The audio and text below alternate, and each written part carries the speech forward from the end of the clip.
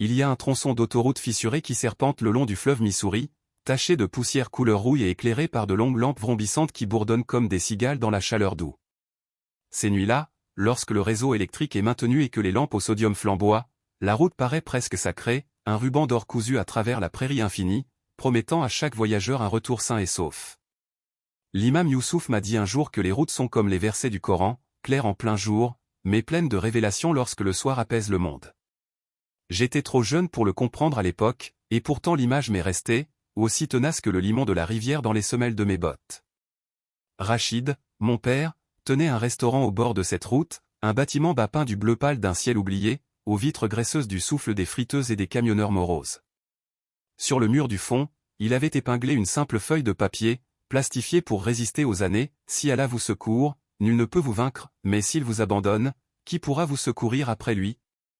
Il avait recopié le verset de la sourate Al-Imran, versets 160 à 162, d'une écriture en boucle qui trahissait à la fois son institutrice syrienne et l'écriture cursive américaine acquise en cours du soir.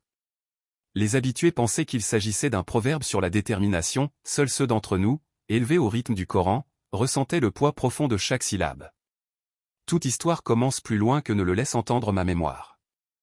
La mienne commence à l'automne où Karim Al-Bakri descendit d'un bus poussiéreux pour s'installer dans la cabine inconfortable près du jukebox aux bottes fendues à la trépointe, costume repassé mais effiloché au poignet, une mallette cabossée serrée dans ses deux mains comme si elle contenait la dernière braise de sa vie. Il arborait un sourire parfaitement adapté à la cordialité du Midwest, suffisamment large pour paraître sincère, suffisamment fin pour ne pas être menaçant. Avant de le servir, mon père tourna la feuille plastifiée de façon à ce que les mots soient tournés vers l'intérieur, presque timidement, même si Karim n'aurait pas pu les lire à cette distance.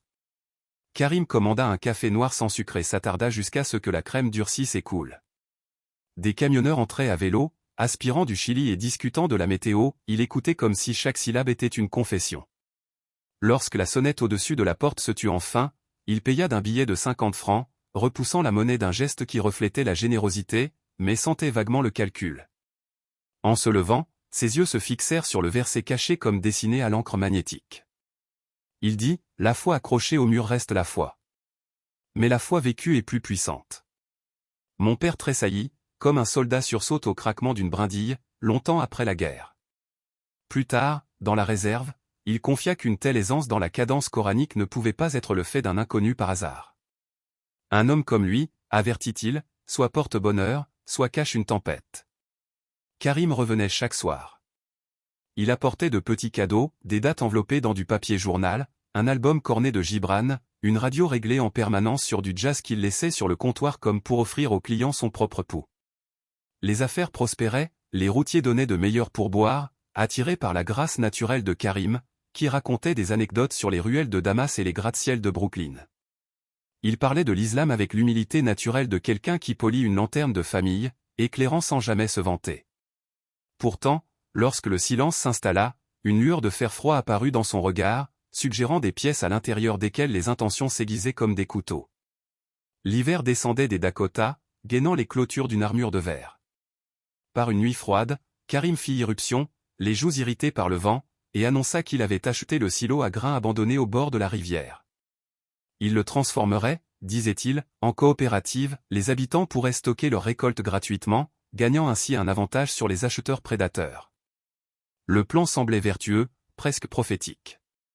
Il cita l'injonction du prophète contre les marchands fraudeurs, sa voix tremblante comme un appel de minaret vibrant dans les rues désertes. Les habitants, longtemps meurtris par les conglomérats agricoles, se précipitèrent pour investir de petites sommes, pour la plupart, glanées dans des enveloppes de boîtes à gants et des économies de canettes de café. Mon père investit les surplus hivernaux du restaurant, l'espoir gonflant en lui comme une levure. La construction commença à l'aube 2 semaines plus tard.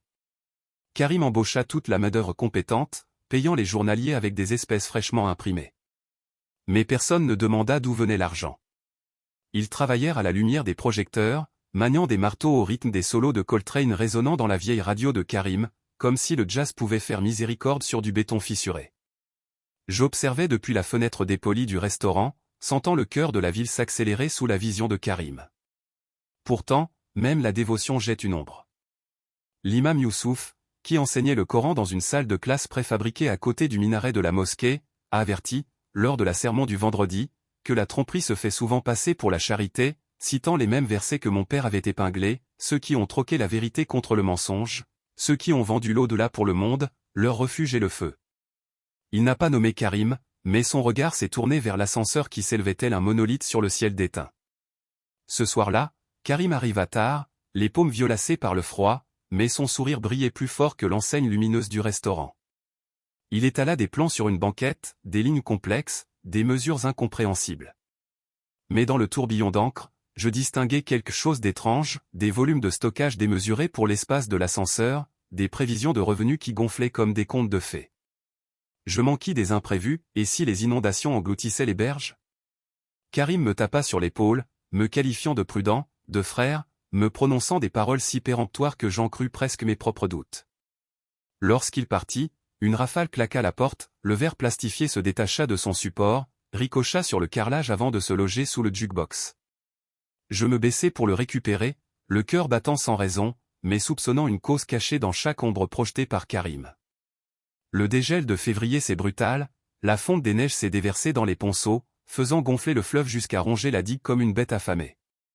Les sirènes hurlaient, les bénévoles empilaient des sacs de sable sous la neige fondue qui enfonçait des aiguilles dans la peau. Karim est arrivé dans un ciré jaune, orchestrant les secours avec un aboiement de général. Il a positionné les camions, dévié la circulation, et a même prié près de la terre détrempée, les paumes tournées vers le ciel, implorant la miséricorde d'Allah.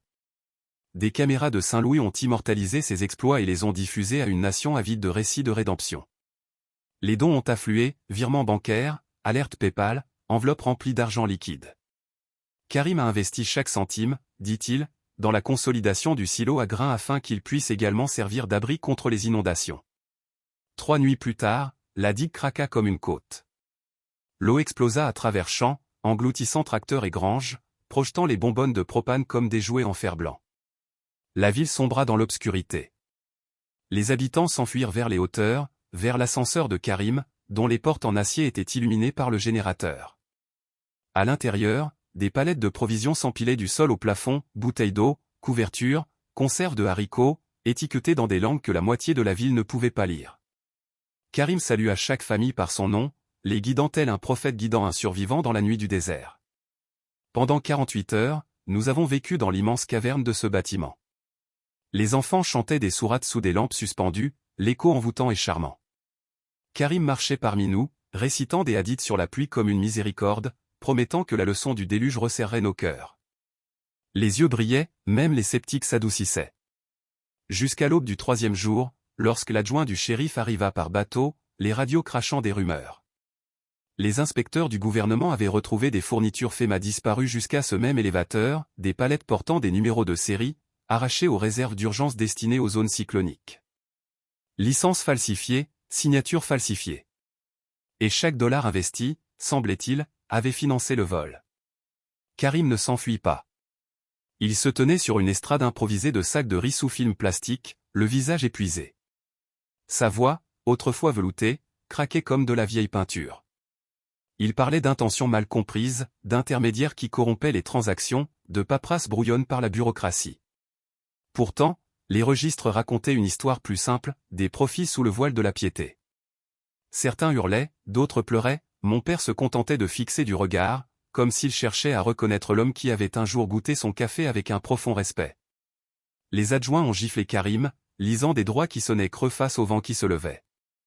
Alors qu'il le conduisait dehors, l'eau de la rivière clapotait sur le seuil, charriant un morceau de papier enroulé, si Allah vous aide. Le verset flotta brièvement, puis coula, l'encre se déversant dans l'eau grise jusqu'à ce qu'il ne reste plus qu'un fantôme blanc de lui-même. Nous avons évacué lorsque les eaux sont tombées. L'ascenseur, privé de son architecte, était éventré aux fournitures saisies, la coque en acier résonnant de rouille et de regret. Des investisseurs se sont rassemblés dans le restaurant de mon père, serrant contre eux des avis de saisie. Les avocats ont secoué la tête, les biens étaient gelés, la restitution improbable. Certains ont maudit l'islam, peignant le péché de Karim sur toute une religion comme des graffitis sur la pierre. L'imam Youssouf a répliqué avec patience, citant verset après verset sur la justice, sur la responsabilité personnelle. Mais le chagrin est un animal sauvage, il mord la main qui tente de l'apaiser. Un soir, des semaines plus tard, mon père trouva le verset plastifié sous un stand, les bords gondolés. Il l'aplatit, puis fit quelque chose qui me surprit, il le déchira en deux, embrassa les morceaux et les jeta délicatement à la poubelle. Les mots vivent ici, dit-il en se tapotant la poitrine. Les murs ne les protègent pas. L'autoroute continuait de bourdonner, indifférente. Mais chaque fois que les lampadaires clignotaient, je voyais la silhouette de Karim encadrée d'or, un avertissement gravé dans la nuit même, la tromperie peut se faire passer pour de l'espoir, mais la promesse du Coran demeure, si Dieu retire son aide, aucune alliance d'hommes à la langue bien pendue ne pourra vous protéger du déluge. Le printemps s'est glissé dans notre vallée à petits pas, enveloppant les champs de maïs en ruine d'une timide brume verte, mais peu de gens l'ont remarqué. Nous étions trop occupés à comptabiliser les pertes, des boisseaux pourrissaient dans les silos, des camionnettes diesel s'enfonçaient le nez la première dans la vase, les os même de nos moyens de subsistance étaient coagulés par la boue de la rivière. Mon père a rouvert le restaurant à crédit, le congélateur ronronnait comme un animal fatigué, les étagères à moitié vides reflétant une lueur fluorescente. Les clients venaient par loyauté, non par faim, et lorsqu'ils glissaient leurs pièces sur le comptoir, je percevais de la gêne dans leurs gestes, comme si le paiement lui-même révélait le peu qui les séparait du dénuement. Un après-midi, un expert de la FEMA nommé Dali Garas à Berlin derrière le restaurant, col déboutonné, son presse-papier affaissé sous des formulaires qui sentaient l'encre de cave. Il ne commanda rien, se contentant de feuilleter des feuilles de calcul, les lèvres s'agitant sans un son. Finalement, il leva les yeux et dit, presque doucement, que la restitution de la condamnation de Karim s'élèverait si elle arrivait un jour à quelques centimes pour chaque dollar perdu. Il a fait circuler de l'argent dans 6 cartouches à travers 3 États, expliqua Dali en traçant des boucles fantômes sur le comptoir. Cette piste s'envole en fumée. Lorsque mon père demanda pourquoi les avocats du gouvernement ne pouvaient pas saisir les profits cachés, le regard de Dali se porta sur le verset plastifié maintenant collé au-dessus de la cafetière, il le lut à voix haute d'une cadence hésitante typique du Midwest, puis soupira comme si les mots répondaient mieux que lui à la question. Les nouvelles dérivaient par fragments, un grand jury fédéral constitué à Kansas City, des accusations de fraude électronique, de complot, de détournement d'aide fédérale, une libération sous caution refusée après que les procureurs eurent découvert un passeport caché dans la mallette de Karim, des pages constellées de visas de villes que ni la carte ni la mémoire ne parvenaient à localiser facilement. J'éprouvais un mélange de justification et de chagrin, les deux émotions se mêlant jusqu'à devenir indissociables. La nuit, je restais éveillé, écoutant le gémissement des trains de marchandises sur les tréteaux, la plainte des roues résonnant dans mon sternum. Quelque part dans cette obscurité agitée, j'ai décidé d'assister au procès en personne, non par dépit, mais parce qu'une histoire à moitié vue s'envenime comme une plaie non cicatrisée. Le palais de justice fédéral de Kansas City était tout en verre et en granit, un édifice civique moderne enduit d'un vernis miroir. À l'intérieur, la climatisation donnait la chair de poule aux bras estivaux. Les journalistes étaient penchés sur leurs ordinateurs portables, le cliquetis des clés grésillant comme de la grêle sur de l'étain. Lorsque Karim entra, flanqué de ses agents, la salle respira à l'unisson. Il portait le même costume sur mesure que dans mes souvenirs, même si le tissu pendait maintenant de ses épaules, comme si la gravité s'impatientait. Ses poignets étaient entravés, mais sa posture suggérait qu'il joignait simplement les mains derrière lui, dans un repos pensif.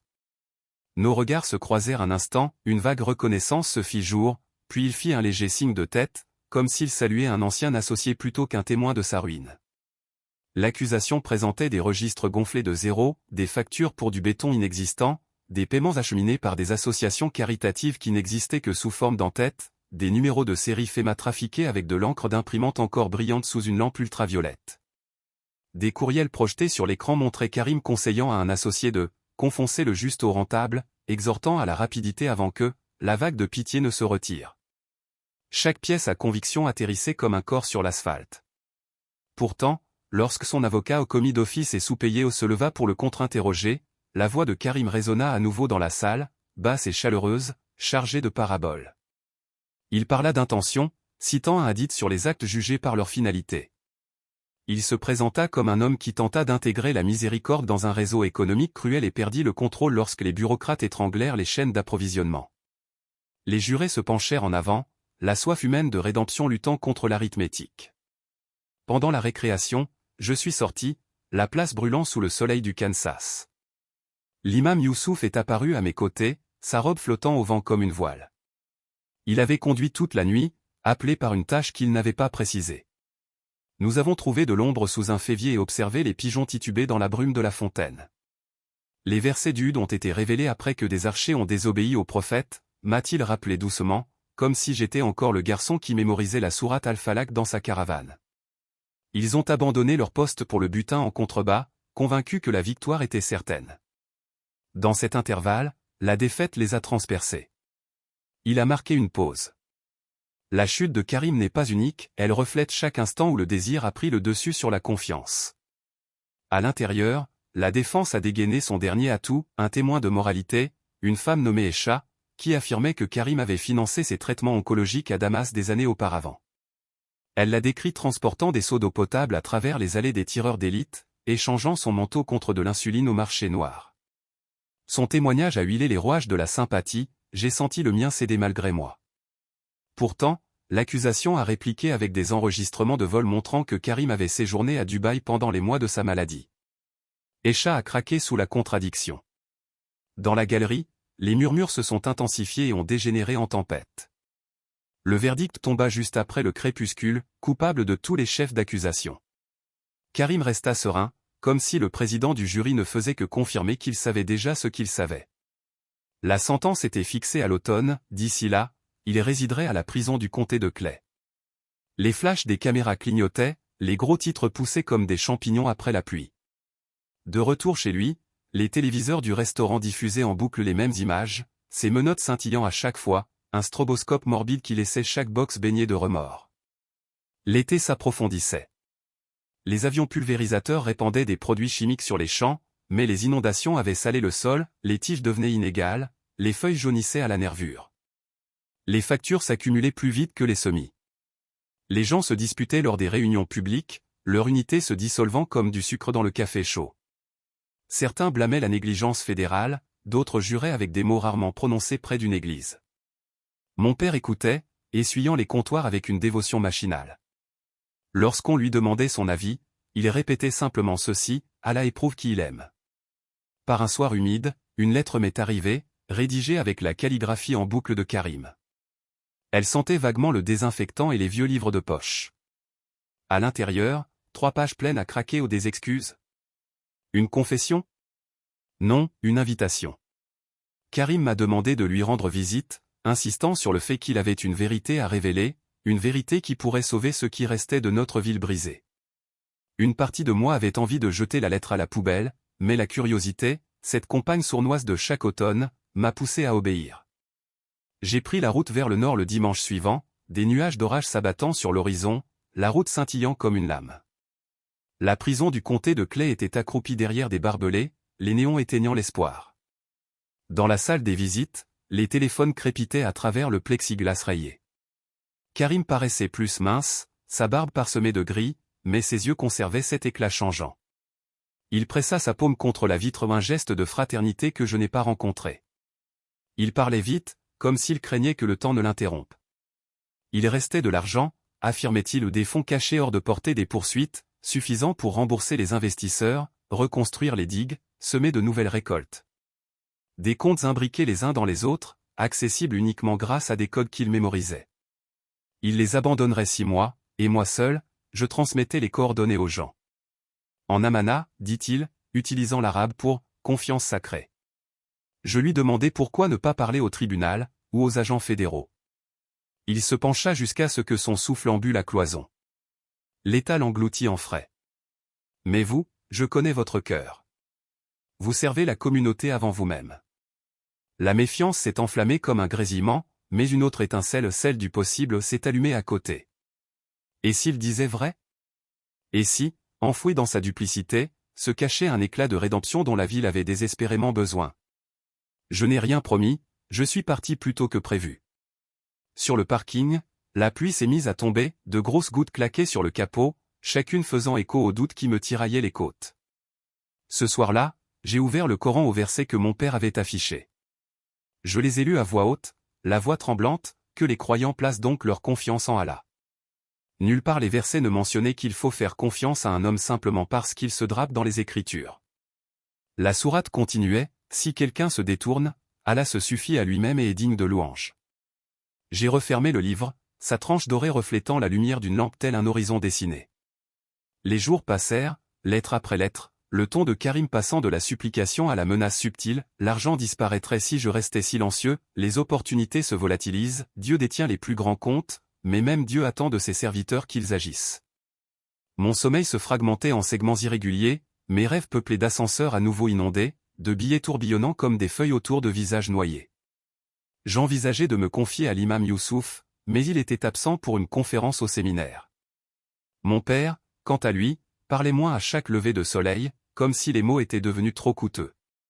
Puis, une semaine avant le prononcé de la sentence, le fourgon de transport pénitentiaire transportant Karim et 3 autres détenus fit un tonneau sur l'autoroute, dérapant sur l'asphalte mouillé par la pluie et atterrissant dans un fossé. Les témoignages variaient, certains parlaient d'un pneu éclaté, d'autres affirmaient que le conducteur avait fait une embardée pour éviter un cerf. Le véhicule fit 2 tonneaux, le toit en acier plié en accordéon, les vitres éclatant en éclats scintillants. Un gardien souffrit d'une commotion cérébrale, les autres détenus s'en sortirent en rampant, côtes cassées et épaules disloquées. Seul Karim resta coincé, le torse écrasé sous la banquette.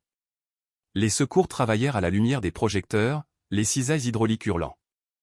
Il était vivant lorsqu'ils l'atteignirent, murmurant des versets que personne ne pouvait déchiffrer à travers le sang qui lui coulait à la gorge. Il mourut 47 minutes plus tard sous un ciel menaçant de nouvelles pluies. La nouvelle de l'accident a frappé la ville comme une seconde vague, mais les réactions ont été divisées selon des lignes de fracture qui se formaient depuis longtemps. Certains ont murmuré à propos de la justice divine, citant le hadith où le prophète a averti que la tromperie plantée dans la terre ne porterait que des fruits empoisonnés. D'autres ont secoué la tête, insistant sur le fait que même un trompeur mérite une procédure régulière, que la mort falsifie les comptes. Ma propre réaction n'a pas émergé, elle a bouillonné sous des couches de soulagement et de colère irrésolue. 3 jours après l'accident, un colis certifié est arrivé d'un cabinet d'avocats d'Omaha. À l'intérieur, une clé USB, une déclaration notariée et une seule phrase de la main de Karim, l'amana repose désormais entre vos mains.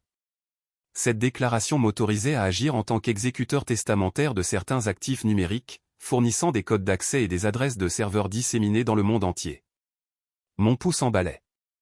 Si ces informations étaient authentiques, elles pourraient débloquer les fonds promis, si elles étaient fausses, elles pourraient déclencher des pièges qui n'aboutiraient qu'à l'humiliation, voire, pire, à des risques juridiques. Je me suis rendu à Saint-Louis, j'ai réservé un terminal dans la salle informatique d'une bibliothèque publique et j'ai tapé la première série de chiffres. Les écrans ont changé, une interface suisse, puis des coffres-forts cryptés s'épanouissant comme des fleurs métalliques. Des chiffres sont apparus, des comptes totalisant plus que le revenu annuel combiné de notre comté. Mon cerveau bégayait, l'incrédulité grondant d'exaltation. Pourtant, chaque transaction portait des étiquettes les reliant à des œuvres caritatives escroquées, des gouvernements escroqués, des catastrophes exploitées. L'argent était à la fois un remède et une malédiction, imprégné de souffrance. Je me suis déconnecté, le cœur battant si fort que j'avais peur que les bibliothécaires ne m'entendent. Quelque part dans les rayonnages, un enfant riait en lisant une bande dessinée, l'innocence pure du son me transperçant.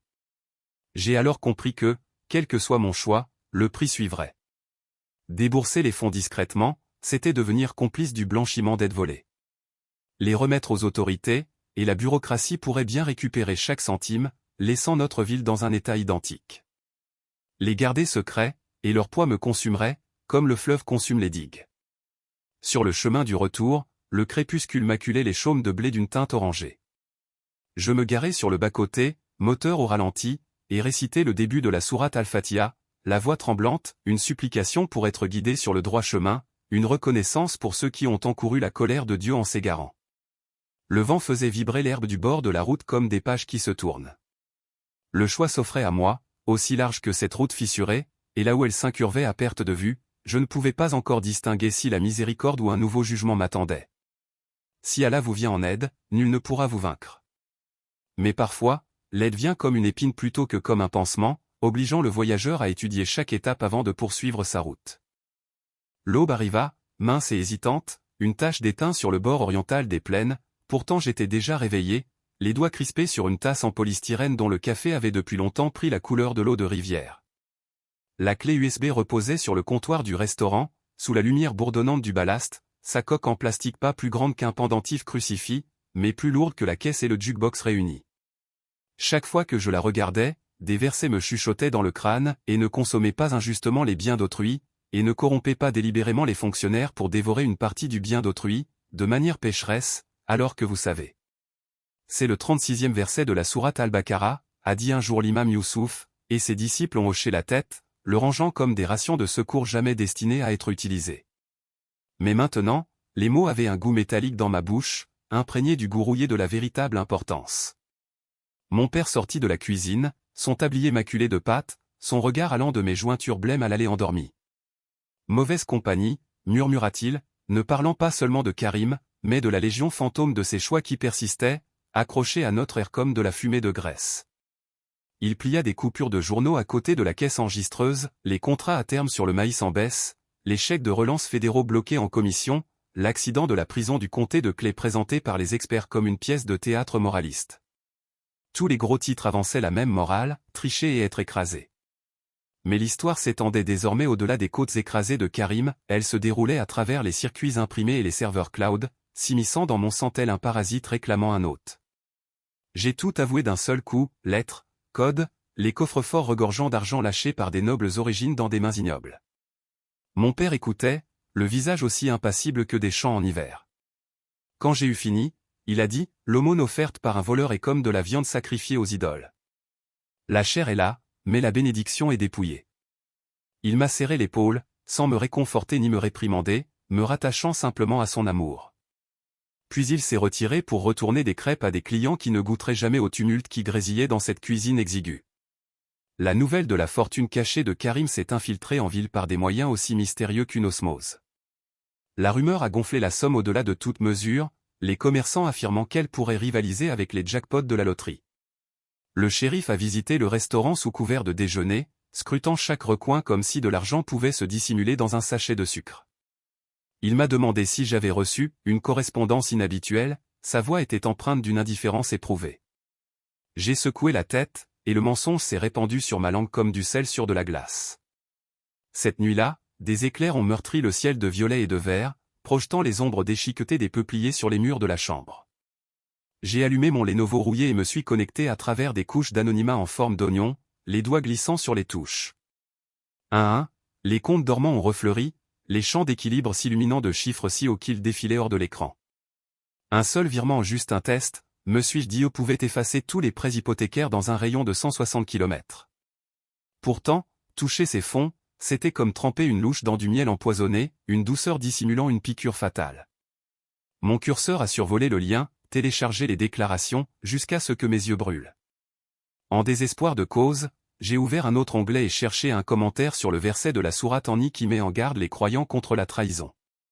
Tafsir al-Tabari, Tafsir ibn Kathir, conférence d'érudits modernes archivée sur les serveurs universitaires où tous affirmaient la même chose, une amana n'est pas un ornement léger.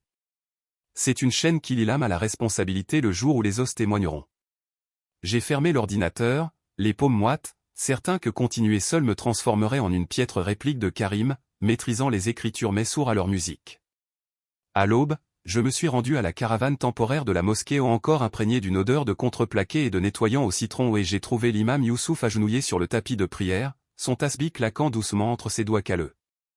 La lumière du soleil filtrait à travers les stores en plastique, zébrant son visage de barres d'or et d'ombre. Je parlais à voix basse, racontant tout pendant que le chapelet comptabilisait son dicre silencieux. Quand j'eus terminé, il expira comme s'il exhalait un chagrin ancien. L'argent volé illégalement, dit-il, est comme le sang dans les artères de l'injustice. Pourtant, s'il est impossible de le restituer intégralement, les savants divergent, distribuez-le aux personnes lésées, aux pauvres ou aux biens communs, à condition de ne rechercher aucun profit personnel. Il me regarda, les yeux brillants de larmes retenues. Mais l'intention seule ne peut purifier la richesse volée. Seule la transparence, mon fils. Les secrets engendrent la moisissure.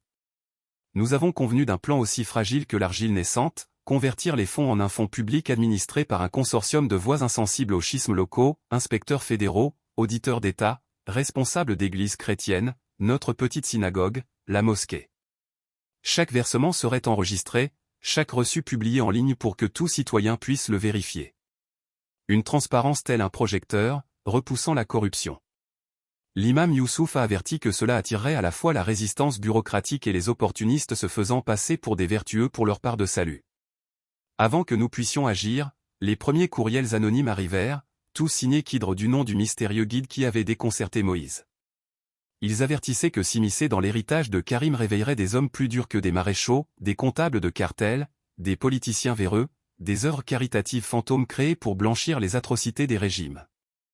Une pièce jointe affichait une photo granuleuse de mon père verrouillant la porte du restaurant, horodaté à peine 30 minutes.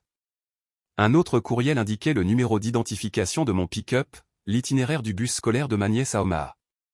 La peur m'envahit avec une précision chirurgicale, anesthésiante à l'envers, je sentais chaque cellule se contracter. L'imam Youssouf a insisté sur la patience et les conseils, j'ai répliqué avec insistance. Les menaces se nourrissaient d'hésitation.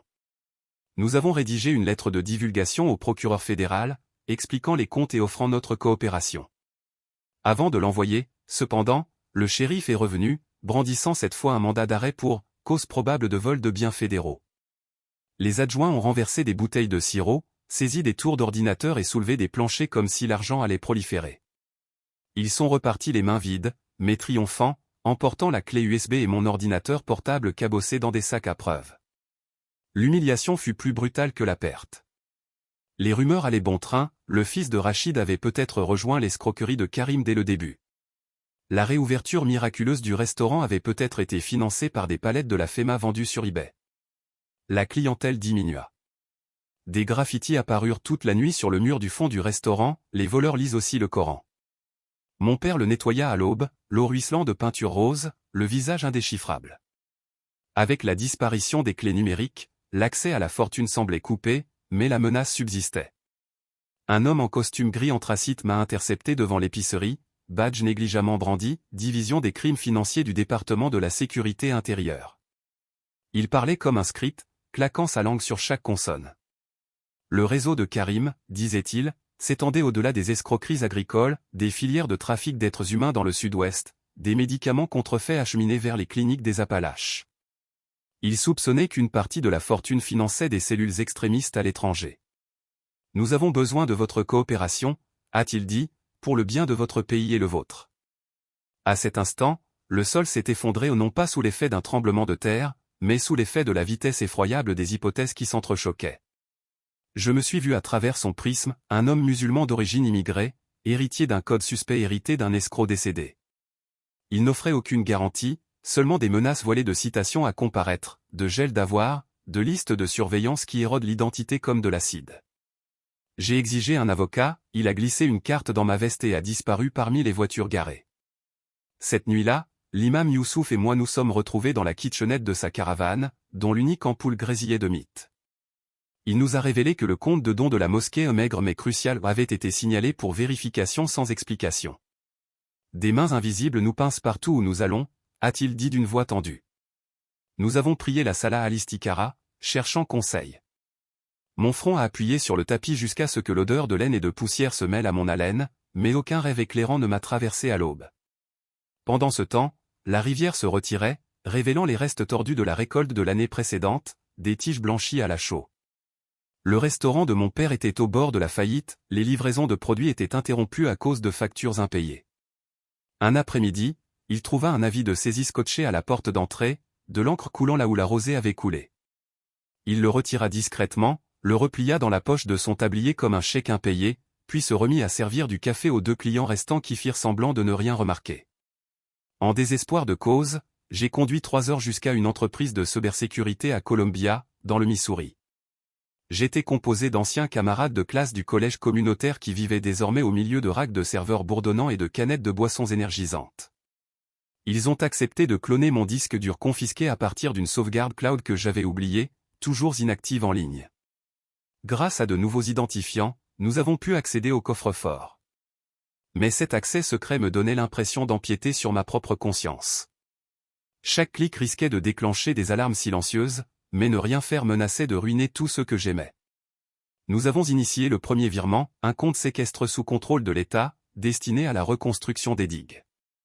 La somme 5 millions de dollars a transité par les tunnels de conformité, franchissant les filtres anti-blanchiment en 48 heures.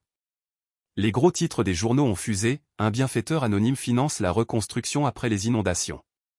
Les experts ont spéculé sur des milliardaires philanthropiques du secteur technologique, mais la suspicion s'est accrue au sein des agences qui, déjà, flairaient mes empreintes numériques. 2 jours plus tard, la sécurité intérieure a gelé le compte séquestré, invoquant une « origine irrégulière ». Les équipes de construction ont été interrompues en plein creusement, tandis que les grues s'affaissaient comme des girafes affamées. Les courriels de Kidre sont revenus, raillant la futilité de la charité bureaucratique. Cette fois, des photos montraient l'imam Youssouf entrant dans sa caravane, un réticule rouge superposé sur la porte en contreplaqué. Le message disait « Les secrets veulent le silence. Vous avez une semaine ». Je l'ai transmis au shérif, mais il l'a rejeté comme une comédie en ligne. La peur s'est intensifiée jusqu'à ce que chaque pétarade de moteur ressemble à un coup de feu, et que chaque pick-up anonyme suivant ma route devienne un corbillard potentiel. Incapable de dormir, je me suis rendu au bord de la rivière sous une lune couleur nickel terni. L'eau clapotait sur le bois flotté blanchi, les cigales bourdonnaient comme des transformateurs défectueux. Je me souvenais de Karim debout sur des caisses pendant l'inondation, mêlant jazz et écriture en un enchantement enivrant. Avec quelle facilité nous confondions charisme et sincérité? Je me demandais s'il avait pressenti cette spirale ou s'il s'était contenté de danser sur son bord jusqu'à ce que la gravité l'emporte.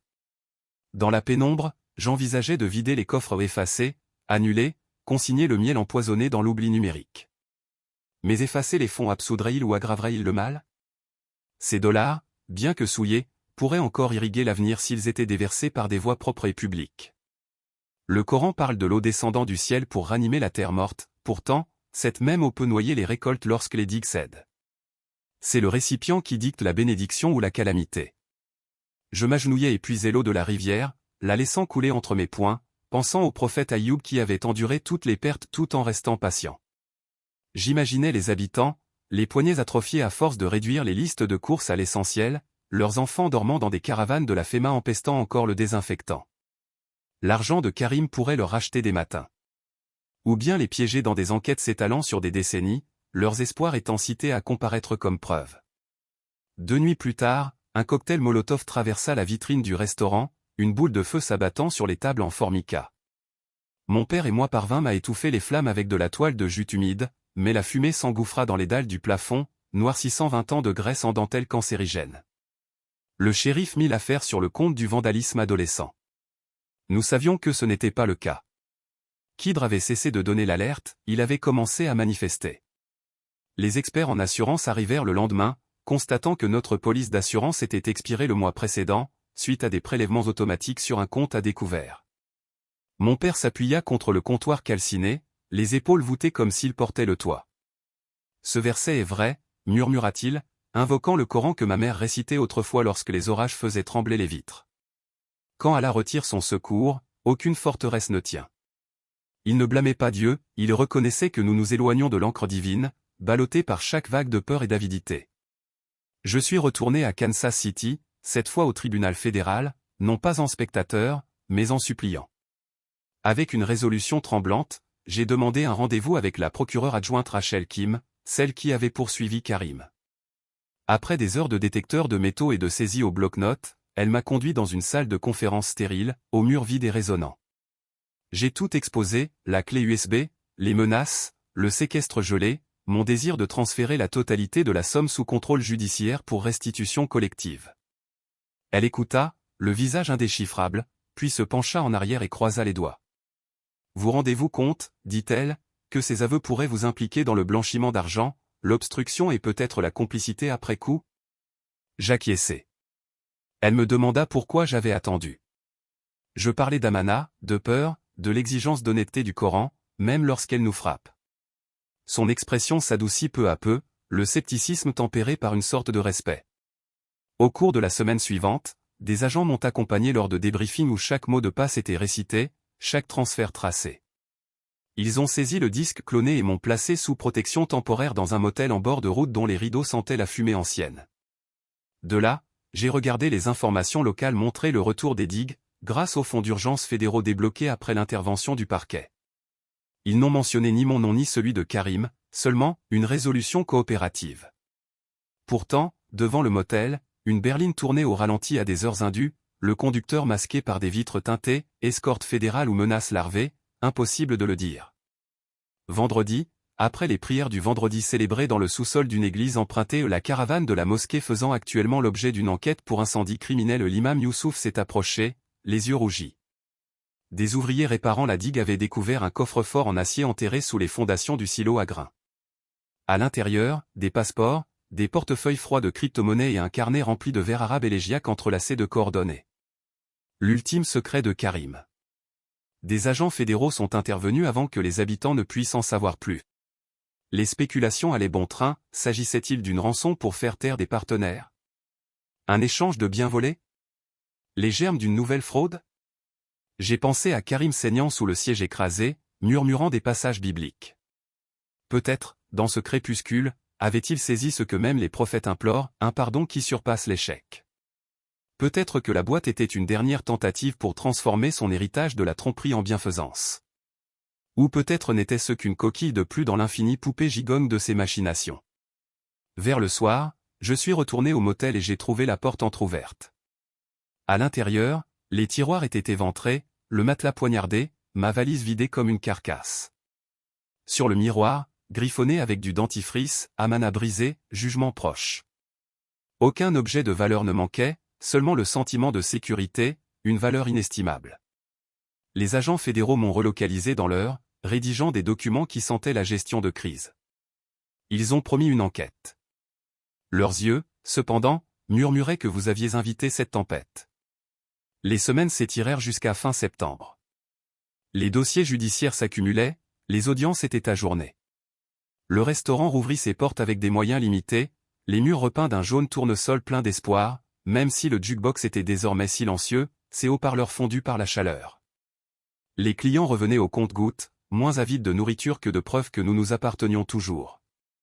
Mon père saluait chacun par son nom, son sourire constituant un fragile pacte contre le désespoir. Par une fraîche soirée, l'imam Youssouf rassembla les habitants dans l'auditorium du collège communautaire. Des agents de liaison fédéraux présentèrent un fonds de restitution, l'argent, entièrement récupéré par confiscation judiciaire, serait affecté à la fortification des digues, à la réhabilitation des sols et à l'octroi de bourses aux enfants déplacés par les inondations. Chaque centime était traçable, chaque retrait nécessitait des signatures de toute confession. Tandis que les chiffres se projetaient sur l'écran, un silence s'installa. L'espoir, affamé mais pas mort, s'éveilla comme des braises embrasées par un soufflet. Une femme au dernier rang, la veuve d'un agriculteur emporté par une pneumonie due aux inondations, se tenait là, tremblante. Accepter cette malédiction nous reviendra-t-il, demanda-t-elle. L'argent n'est-il pas comme l'eau, empoisonnée une fois, elle est à jamais souillée? L'imam Youssouf leva le micro, la voix assurée. Lorsqu'on reprend possession du trésor d'un voleur, il devient un butin à distribuer avec justice. Le prophète, paix et bénédiction d'Allah sur lui, a restitué les richesses volées au peuple. Le péché s'attache aux pécheurs, pas à l'argent. Les épaules de la veuve se détendirent, mais je pressentais que la ville porterait des cicatrices comme les vieux arbres portent des brûlures de foudre ou des blessures cicatrisées mais visibles, un avertissement pour les futurs grimpeurs. Plus tard, sous un lampadaire ambré, l'avocate fédérale Rachel Kim m'a serré la main.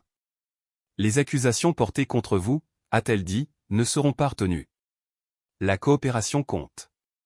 Le soulagement m'a submergé, mais a aussitôt reflué, laissant place à l'épuisement. Elle a ajouté que les autorités poursuivaient des personnes d'intérêt, liées aux menaces de Kidr, les résultats étaient incertains. La justice, j'ai compris, n'est jamais rapide, elle boite, traîne, et revient parfois interroger ce qu'elle est censée protéger. En rentrant chez moi, je passais devant l'ascenseur squelettique, voué à la démolition sous la supervision du corps des armées. Dans mes phares, la rouille maculait ses parois ondulées comme du sang séché. Je me garais sur le bas-côté, le moteur tic-tac refroidissant, et m'approchais de la clôture où s'élevaient des tournesols sauvages. J'appuyais ma paume sur le grillage et murmurais Al-Fatiha pour l'âme de Karim, incertain s'il méritait la clémence ou un nouvel examen de conscience. Pourtant, le Coran rappelle, ma clémence embrasse toute chose. Cela inclut peut-être même les architectes du malheur, s'ils la recherchent avec sincérité, à l'abri des regards des jurés. De retour au restaurant, mon père avait scotché une nouvelle page au mur le même vers, réécrit de sa main ferme, mais il avait ajouté un autre vers en dessous, en anglais, la confiance en Dieu n'absout pas le cœur vigilant de la prudence. Il me fit un clin d'œil en me voyant lire. Les bords plastifiés se recourbaient doucement, promesse ni fragile ni naïve. Cette nuit-là, je dormis sans le goût de rouille dans la gorge. Le lendemain matin, un soleil éclatant, de ceux qui dessinent les silhouettes des tiges de maïs dans le ciel, me fit comprendre que l'histoire n'était pas terminée, elle avait seulement franchi une crête pour atteindre une nouvelle vallée dont nous ne savions pas encore cartographier le relief. L'argent permettrait de reconstruire des maisons, de financer des cliniques, peut-être une bibliothèque où les futurs enfants musulmans, chrétiens, sceptiques liraient des histoires les avertissant que la tromperie peut se faire passer pour un soulagement. Et peut-être apprendrait-il, plutôt que nous, qu'Amana n'est pas un poids que l'on porte seul, c'est une corde tressée par chaque main qui la tient, renforcée ou effilochée par chaque choix. Pour l'instant, je préparais du café, déroulais l'enseigne lumineuse du restaurant et regardais les voyageurs filer sur l'autoroute. Le ruban doré scintillait encore sous l'aube, inchangé et pourtant à jamais transformé à mes yeux un verset écrit sur l'asphalte, rappelant à chacun que les voyages se mesurent moins à la distance qu'à l'intégrité portée kilomètre après kilomètre. Quelque part dans cette lumière bourdonnante, j'entendais l'écho de l'ultime supplication de Karim et des conseils de Youssouf s'entremêler, invitant à la vigilance, invitant à l'espoir. La route s'étendait, sans promesse ni menace, seulement des possibilités, et j'avançais, le cœur serein, confiant en celui qui n'abandonne jamais ceux qui le cherchent avec un souffle sincère. L'automne s'infiltrait lentement, teintant les peupliers de cuivre tandis que les camions du comté grondaient le long de la digue à moitié terminée, leur toux de diesel s'harmonisant avec le bruit lointain des moteurs de moissonneuses-batteuses. Sur les talus, des équipes coiffées de casques de chantier discutaient des résultats de football et des projets de Thanksgiving, ignorant ou feignant de l'ignorer ou les liens entre la surveillance fédérale, l'espoir collectif et la menace non résolue qui maintenaient leur salaire. Tous les 2 ou 3 jours, je passais en voiture pour photographier l'avancement des travaux pour le site web de la commission de restitution. La transparence, comme le disait Rachel Kim, devait briller plus fort qu'une lune de miel, chaque chargement d'enrochement, chaque mètre cube d'argile, chaque facture payée était téléchargée avant que le café dans mon thermos ne refroidisse. Le conseil lui-même un patchwork d'auditeurs bien chaussés, de pasteurs locaux, d'un rabbin venu de Jefferson City et de l'imam Youssouf se réunissait le mardi soir à la bibliothèque du collège communautaire. Assis à une longue table marquée par les étudiants en algèbre, leurs ordinateurs portables fleurissant comme des pétales d'amélanchier, ils discutaient des décimales avec une ferveur qui aurait impressionné des scolastiques médiévaux. Pourtant, même dans cette lumière procédurale, je percevais de fines fissures, un membre du comité dont le frère possédait la seule cimenterie de 3 comtés, un surintendant d'école inquiet de la diminution des bourses, un représentant de l'État à l'affût des gros titres pour la saison des réélections. L'argent, même baptisé par décision de justice fédérale, conservait le parfum musqué du péché originel. L'odeur s'est propagée au-delà des salles de réunion. Des tracts anonymes ont été affichés sur les marches du porche, la justice finance le terreur. Demandez à votre imam où va l'argent. Des photos de la camionnette de transport écrasée de Karim ont été collées aux fenêtres de la mosquée lors des prières de l'aube, quelqu'un a tagué les mots « chien du Hud » avec de la graisse moteur sur le revêtement en aluminium. Le shérif White a classé chaque incident comme « vandalisme » et a déclaré à l'hebdomadaire que son service surveillait les conversations extrémistes, mais que les contraintes budgétaires l'occupaient avec des vols de fils de cuivre. Le sentiment d'être surveillé, pesé, et peut-être mis en file d'attente pour être puni me suivait comme un souffle de glace dans l'obscurité précédant l'aube. Puis vint le sabotage. C'était un jeudi, le ciel couleur d'acier forgé. Un grutier nommé Milt Gagnon, vétéran de 3 saisons de travaux sur les digues, démarra sa libère à 6h30. La flèche tangua, les câbles hurlèrent, et un rivet aussi gros que mon pouce se détacha, brisant le tambour du treuil principal. 17 tonnes de granit s'écrasèrent d'1,80 m et creusèrent le sous-sol. Personne ne perdit la vie, mais 2 ouvriers reçurent le ricochet des manilles brisées et s'enfuirent dans des ambulances, les membres pliés à des angles inadéquats. Les inspecteurs découvrirent plus tard que les goupilles fendues de verrouillage avaient été remplacées par des pièces similaires, usinées dans du métal bon marché. Quelqu'un savait ce qu'il faisait, marmonna le contremaître en donnant un coup de pied dans le gravier qui ne faisait plus confiance à la gravité. Le conseil d'administration a convoqué une réunion d'urgence. Les délais de lutte contre les inondations ont été repoussés, les budgets ont été tendus. Les experts en assurance rôdaient sur le site comme des vautours, laissant entendre que les primes pourraient grimper si le risque d'acteurs hostiles n'était pas pris en compte. Un agent de liaison du FBI, vêtu d'un coupe-vent bleu marine, a participé à la conférence Zoom, citant des informations crédibles, selon lesquelles les fonds de restitution étaient la cible de la criminalité transnationale. Il a recommandé de suspendre les versements jusqu'à la validation d'un audit de sécurité. Rachel Kim, la mâchoire serrée, a soutenu que geler le pipeline maintenant serait une catastrophe en termes de relations publiques, le fantôme de Karim gagnerait, mais le vote s'est soldé par une impasse. Cette nuit-là, j'ai parcouru les petites routes du comté, les phares éclairant les chaumes de maïs. Mon père était au volant, le souffle sifflant, comme celui d'un homme qui avait autrefois surmonté les tempêtes, mais qui était maintenant fatigué après avoir attaché un tablier. Il ne dit rien jusqu'au sommet d'une crête surplombant la rivière, les lumières de la digue scintillaient comme des chapelets perdus dans les hautes herbes, loin au-delà, le silo à grains squelettiques attendait d'être démoli, ses contours atténués par la distance. J'ai rêvé, commença-t-il d'une voix éraillée, que le silo était de nouveau intact, mais que chaque grain qu'il contenait était une promesse humaine. Et les promesses fermentent si on les stocke trop longtemps ou elles éclatent et noient le gardien. Il se tut, les yeux brillants. Je sentis le volant vibrer sous mes paumes, la route défoncée par le gel de l'hiver dernier. La tension s'est intensifiée au fil des semaines. Les agents de police ont remonté la piste des courriels de Kidre jusqu'à des serveurs loués avec des identifiants volés à Bratislava et Cebu, puis ont perdu la trace parmi les réseaux VPN. Le restaurant était en panne, les carreaux du plafond encore maculés de fumée de Molotov, jusqu'à ce qu'un après-midi de novembre, mon père s'effondre au milieu d'une commande, sa spatule heurtant le terrazzo comme une cymbale fêlée. Un infarctus cardiaque massif, a dit le médecin urgentiste, une digue rompue après des mois de pression silencieuse. Il a survécu, mais ses muscles étaient déchiquetés, à sa sortie, il a reçu un flacon de bêta-bloquant et une pile de recettes hyposodées qu'il ne lirait jamais. Alors que je le faisais passer par les portes automatiques, le vent du fleuve fouettait les feuilles mortes sur le parking, sifflant comme des applaudissements lointains pour le malheur. Les nuits d'hôpital étaient floues où les alarmes émettaient des arabesques, les néons blanchissaient la notion du temps. Le troisième soir, une silhouette apparut près des distributeurs automatiques, veste en jean, casquette camouflage baissée, posture trop immobile pour un visiteur. Il glissa une enveloppe matelassée sur mes genoux et disparut dans la cage d'escalier. À l'intérieur se trouvait un téléphone prépayé et un mot griffonné en lettres capitales, stopper la fondation ou le regarder mourir.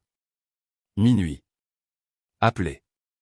Ma poitrine se serra, le couloir sembla s'étendre à l'infini, comme si Allah avait plié l'espace pour tester jusqu'où la peur pouvait aller avant de craquer. À minuit, je me retrouvais à arpenter la chapelle déserte. J'ai composé le numéro.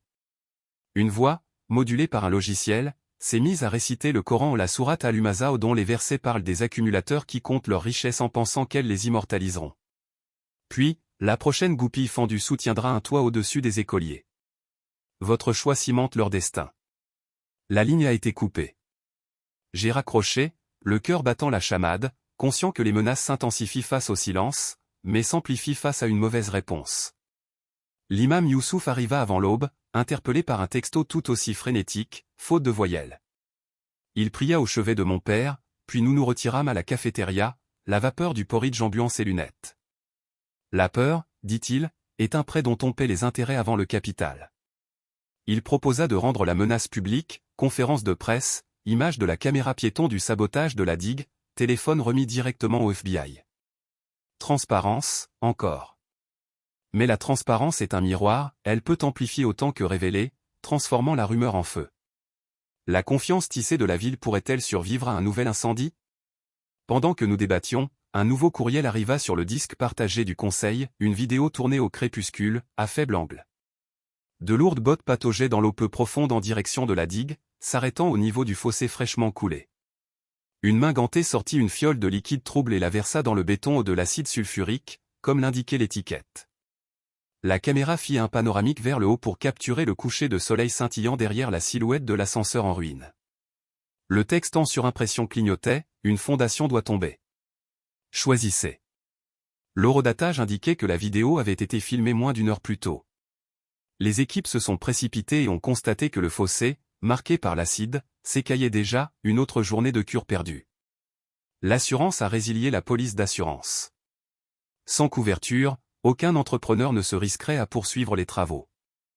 Les tempêtes hivernales se profilaient en amont comme des dépipés. Les membres du conseil d'administration se sont divisés.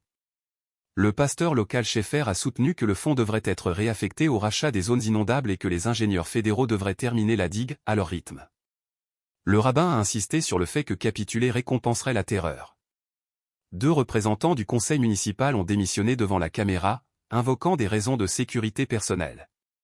Les votes ont été bloqués jusqu'à ce que le quorum soit atteint. Je suis rentré chez moi sous un ciel bleu, l'horloge du tableau de bord affichant minuit et 7. Sur l'autoroute F, un semi-remorque solitaire était au ralenti sur le bas-côté. À mon passage, ses phares se sont allumés, blanchissant les rétroviseurs. Mes pneus ont heurté quelque chose, des morceaux de chaîne éparpillés sur l'asphalte, des barbelés tordus pour accrocher un essieu. J'ai fait une embardée, dérapé sur le gravier, le moteur calant.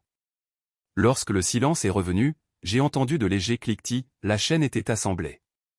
Des silhouettes dans la pénombre se sont glissées derrière le semi-remorque qui s'éloignait. Seuls les feux arrière sont restés, deux braises se rétrécissant au noir.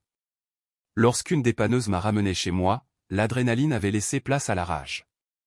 Peu m'importait désormais que l'argent non blanchi soit stigmatisé, laisser l'extorsion dicter l'avenir de la communauté me semblait une trahison plus profonde que la fraude.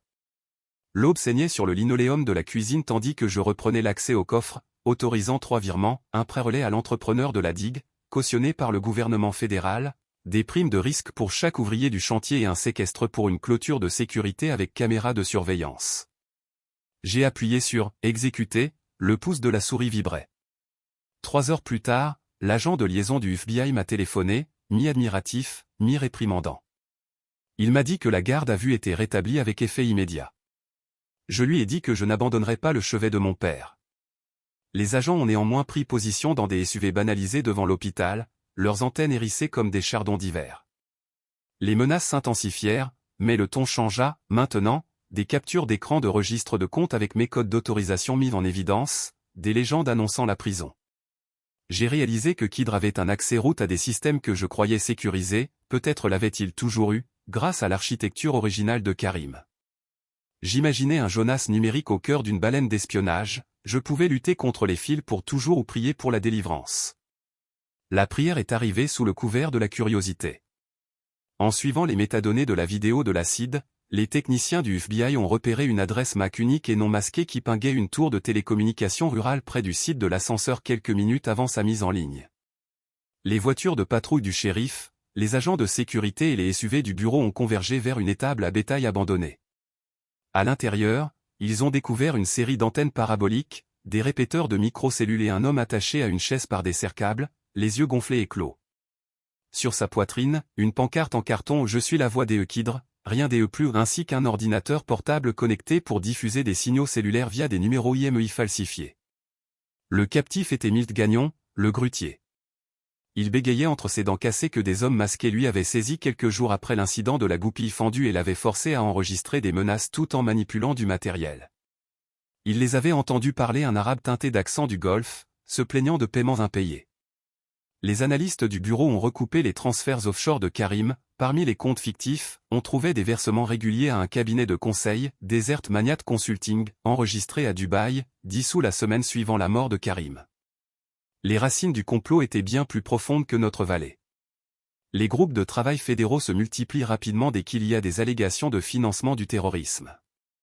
En 48 heures, les assignations à comparaître se multiplient, les manifestes des compagnies aériennes sont passés au peigne fin, les alertes Interpol se propagent sur plusieurs fuseaux horaires.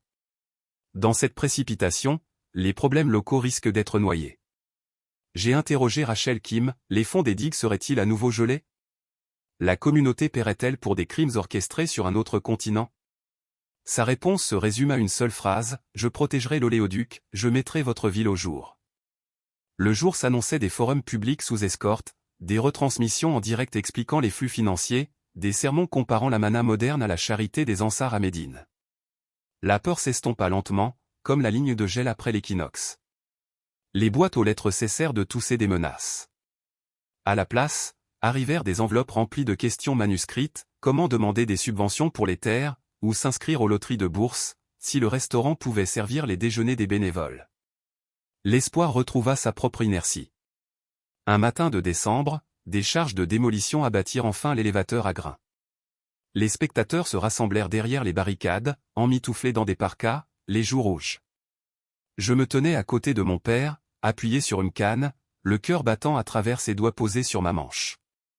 Le contremaître comptait à rebours. Des explosifs explosèrent, l'acier se replia vers l'intérieur, la poussière gonfla, couleur de sucre brûlé. L'élévateur s'effondra sans éclat, comme une phrase raturée. Les applaudissements sporadiques, incertains, devinrent assez forts pour chasser les oiseaux de la rivière vers l'intérieur des terres. Sous la brume qui s'installait, l'imam Youssouf récita l'invocation pour un nouveau départ, ô toi qui retournes les cœurs, affermis nos cœurs dans ton obéissance. Sa voix traversa les grains de poussière, reliant la scène à des versets révélés il y a des siècles, mais pourtant si présents. J'ai senti le sable sur ma langue et j'ai réalisé qu'il s'agissait à la fois de poudre de béton et de soulagement. Mais la nuit portait un dernier présage. De retour au restaurant, tandis que j'essuyais les comptoirs avant le petit déjeuner, j'ai remarqué une enveloppe glissée dans la fente à lettres. À l'intérieur, une clé USB identique au premier cadeau de Karim et une note tapée en police serif, la moisson de la tromperie n'est jamais entièrement récoltée. Pas de signature. La clé, examinée par les services de police scientifique, s'est révélée vierge, aucun secteur n'était écrit, aucune partition cachée. Pur symbolisme, ou provocation, laissant entendre que d'autres choses étaient enfouies. Quoi qu'il en soit, je l'ai rangé dans une boîte en fer blanc à côté de mon Coran, rappelant que vigilance et gratitude doivent partager le même souffle. L'hiver avait posé son châle silencieux. Le bétail ruminait sous les arbres givrés, la rivière se contractait sous les plaques de glace et les équipes de digue terminaient les travaux plus tôt que prévu. Mon père retourna au grill, plus lentement mais avec un sourire plus large, retournant des steaks hachés de dinde halal pour les touristes curieux.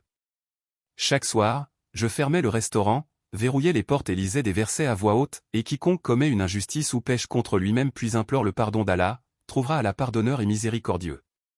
Ces mots n'avaient plus un goût métallique. Ils avaient le goût de la neige fondue au froide mais propre, traçant des chemins dans un sol qui reverrait lorsque le printemps appellerait les graines. Quelque part peut-être à Dubaï, peut-être dans un comté plus loin où des adversaires invisibles ont recalibré leurs plans. Mais pour la première fois depuis que Karim est descendu de ce bus poussiéreux, la ville a accueilli l'aube sans broncher au bourdonnement des lampes à sodium.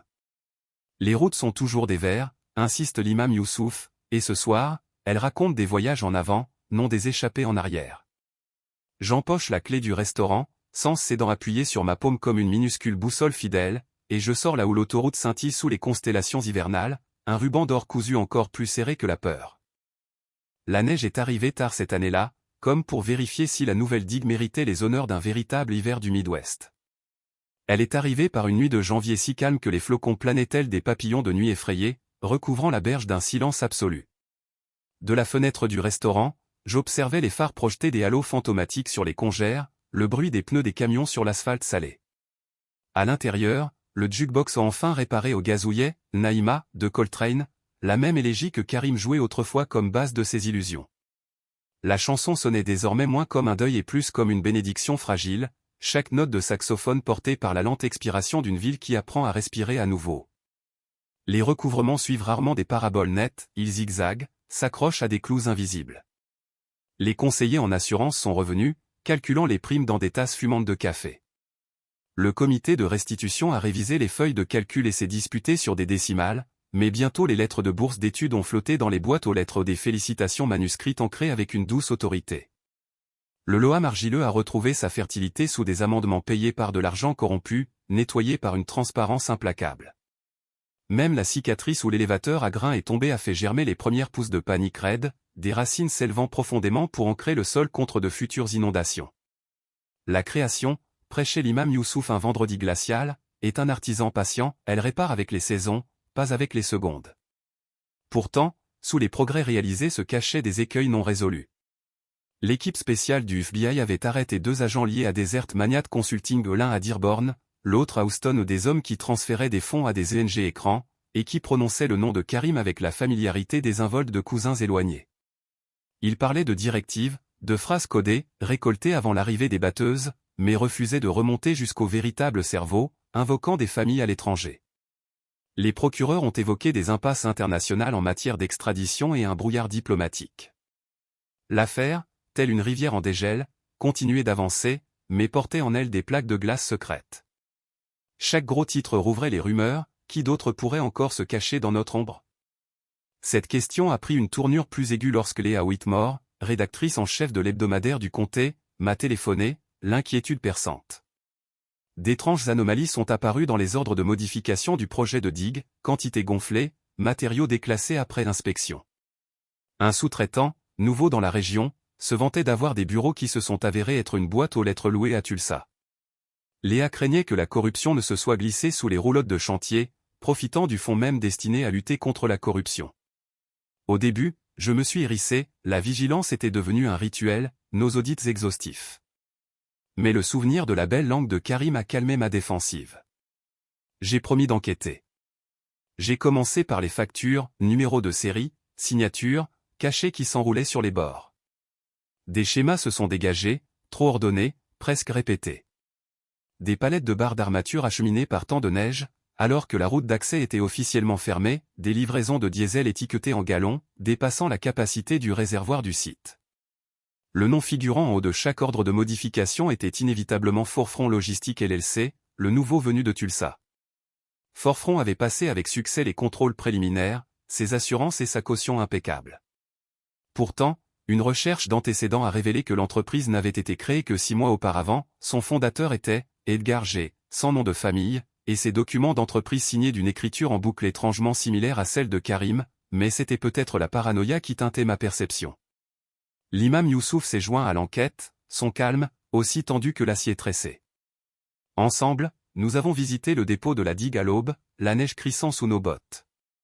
Aucun camion Forefront n'était stationné parmi les rangées de matériel. Le chef d'équipe, les joues Rubicon dégercées par le vent, a affirmé que les équipes Forefront étaient arrivées pendant la nuit pour éviter les embouteillages. Il a produit des manifestes truffés de codes QR. Mon téléphone en a scanné un, il a redirigé vers une URL morte. À midi, Léa publia ses conclusions en première page, en gras, deuxième vague de fraude. Le palais de justice du comté bruissait de pas pressés.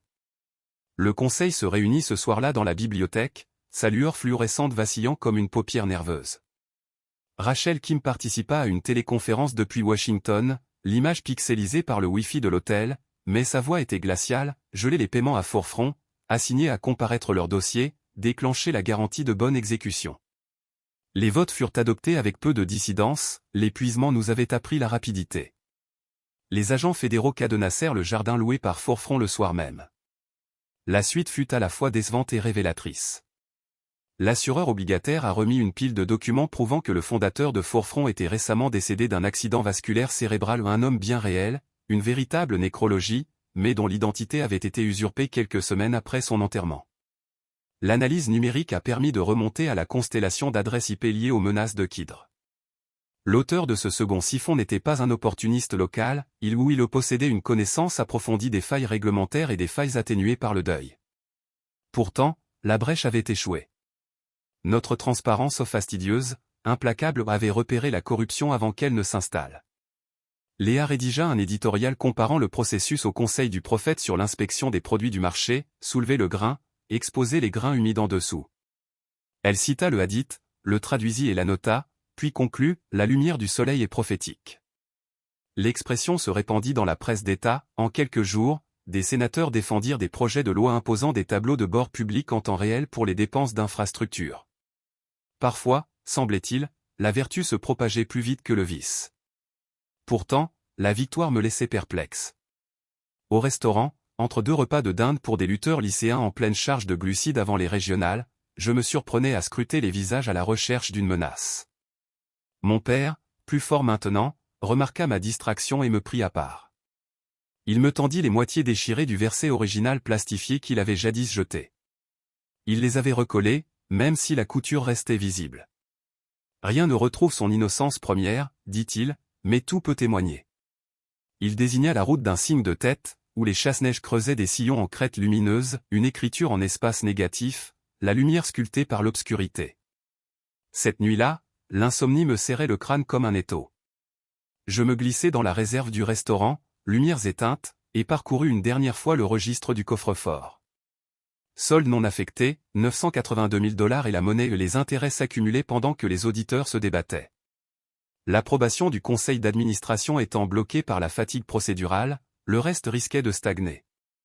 J'envisageais de le répartir par morceaux aux réparations de mosquées, équipement de caserne de pompiers volontaires, mais la charité clandestine me semblait désormais comparable à une falsification de preuves. Je fermai l'ordinateur portable et murmurai, istighfar, jusqu'à ce que l'aube teinte le plancher d'un brin miel. Le matin, une lettre du doyen de l'ingénierie de l'Université d'État apporta la clarté, le département d'hydrologie recherchait des partenaires pour étudier notre digue comme modèle de gestion des inondations en milieu rural résilié au changement climatique, sous réserve d'un financement communautaire équivalent aux subventions. Le programme comprenait des stages pour les jeunes de la région. C'est là que résidait la synthèse, valoriser l'argent en l'associant à la connaissance, lier les futurs gardiens aux leçons tirées de notre souffrance. Le conseil d'administration approuva le projet en 48 heures, les votes du public furent diffusés en direct, chaque « oui » étant ponctué d'une calligraphie coranique défilante ou une idée de Rachel Kim, qui allie témoignage civique et témoignage spirituel. Les semaines s'écoulèrent. Des élèves en gilet orange mesuraient les infiltrations tout en expliquant les équations de Bernoulli à des élèves de CE1 lors de sorties scolaires. Le jukebox du restaurant ajoutait une nouvelle sélection de morceaux, composés par des adolescents qui découvraient la chaleur du vinyle, le jazz se mêlait désormais au hip-hop conscient citant Rumi. Les touristes s'arrêtaient pour photographier les panneaux d'interprétation de la digue, dont l'un affichait les vers de Karim en arabe et en anglais, accompagnés d'une chronologie de l'inondation et de la reconstruction. Contextualisé, pas effacé. Inévitablement, l'hiver craquait sous le talon de Mars. Les glaces s'entrechoquaient comme des éclats de verre, s'écartant pour laisser place à des courants chargés de limon. Un samedi brillant comme de l'acier poli, la première épreuve de la digue arriva, la fonte des neiges et 3 jours de pluie en amont conspirèrent pour faire gonfler le Missouri de 1,50 m au-dessus du niveau de crue mineur. Les épiciers de la ville installèrent des sacs de sable sur leur quai de chargement. Mon père, ignorant les ordres du médecin, enfila ses vieilles cuissardes et insista pour que nous inspections les vannes à l'aube. Là, sous la lumière du sodium, nous regardions l'eau clapoter à quelques centimètres sous le parapet, pour ensuite refluer dans des déversoirs artificiels, exactement comme prévu. Les pompes bourdonnaient comme des abeilles satisfaites. À midi, la crête atteignit un plateau, au crépuscule, elle recula. Pas d'alarme, pas d'évacuation, juste un souffle collectif libéré, visible dans l'air froid comme des ballons libérés de poings tremblants. Ce soir-là, un repas communautaire remplissait le gymnase du lycée, de la poitrine de bœuf halal côtoyait un ragoût de haricots verts luthériens, des samoussas flirtant avec des œufs mimosa. Les enfants se couraient après les tables pliantes, les joues barbouillées d'une sauce barbecue qui ne respectait pas les frontières confessionnelles. Le chef de la police White, qui avait autrefois qualifié nos menaces de bêtises adolescentes, a concédé lors d'un toast que c'était la vigilance, et non la suspicion, qui nous avait protégés. Les verres de thé glacé tintaient. L'imam Youssouf récitait des vers de gratitude, sa voix résonnant comme une corde de contrebasse. L'espace d'un instant, j'ai senti l'ombre de Karim s'attarder près des gradins, curieux de savoir si cette unité comptait pour son héritage négligé. J'ai prié Dieu pour qu'il lui accorde la mesure nécessaire pour le voir, la mesure nécessaire pour se repentir. Plus tard, sous un ciel étoilé, j'ai parcouru seul le ruban de l'autoroute. Les camions passaient, leurs feux arrière formant un chapelet de braise. Je me suis souvenu que Karim avait dit un jour que les routes ressemblaient à des versets coraniques, clairs le jour, révélatrices la nuit. Ce soir-là, le verset semblait plus détaillé, un rappel que la tromperie est punie non seulement pour le trompeur, mais aussi pour ceux qui, par apathie ou précipitation, lui laissent la place de s'enraciner. Pourtant, le Coran équilibre chaque avertissement par une promesse, après l'adversité vient l'aisance, après l'égarement, la direction si on la cherche sincèrement. J'ai sorti le verset scotché de la poche de mon manteau, les bords adoucis par des semaines de travail acharné. La couture déchirée était toujours là, certes, mais la calligraphie chantait encore. J'ai murmuré la traduction, laissant l'air hivernal goûter les syllabes, « Si Allah vous aide, nul ne peut vous vaincre, mais s'il vous abandonne, qui pourra vous secourir après lui ?» Que les croyants placent donc leur confiance en Allah. La confiance, j'ai réalisé, n'est pas une abstraction, c'est du gravier sous les semelles, du code dans les registres, des rivets dans les grues, des mots publiés au grand jour. La confiance est la somme de petites précautions, des coutures de digues inspectées, des factures interrogées, des cœurs vérifiés pour déceler toute trace de corrosion. Nous avions appris, à la dure, à protéger.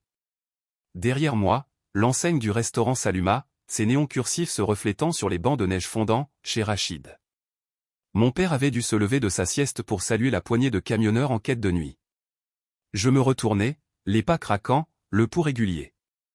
Notre histoire, comme la rivière, ne gèlerait jamais définitivement, les courants de la complaisance, de la cupidité ou du simple oubli testeraient à nouveau les rives. Mais désormais, la ville possédait sa vigilance comme les agriculteurs possèdent leur cale, preuve du labeur, un signe contre les futures tempêtes. Sur le seuil, je m'arrêtai, apercevant une dernière fois l'autoroute qui s'étendait vers l'ouest, les lampes au sodium luisant comme des lampes de prière pour voyageurs inconnus. Quelque part au-delà de cet horizon, de nouvelles tromperies couvaient sûrement, sous des déguisements aussi gracieux que le premier sourire de Karim. Pourtant, ma peur s'était transformée en empressement. J'entrai, La cloche tintant, une douce chaleur caressant mes joues. Mon père fit sauter une crêpe avec un geste théâtral et me fit un clin d'œil. Du jazz crépitait dans les haut-parleurs reconstruits cette fois, du Duke Ellington, comme Sunday, dont les accords s'élevaient comme une supplication. Et ainsi le verset reprit sa place sur le mur, non comme un talisman, mais comme une boussole que nous confirmions à chaque décision. La couture rapiécée restait visible, mais c'était peut-être là le dernier salut, une cicatrice pour nous rappeler que la plénitude acquise par la fracture possède une résistance à la traction inimaginable pour les êtres parfaits. Dehors, la neige fondait dans les gouttières, murmurant sans cesse la racine arabe unique que partagent le verset et la rivière, astérisque astérisque amina astérisque astérisque être en sécurité, avoir confiance, croire.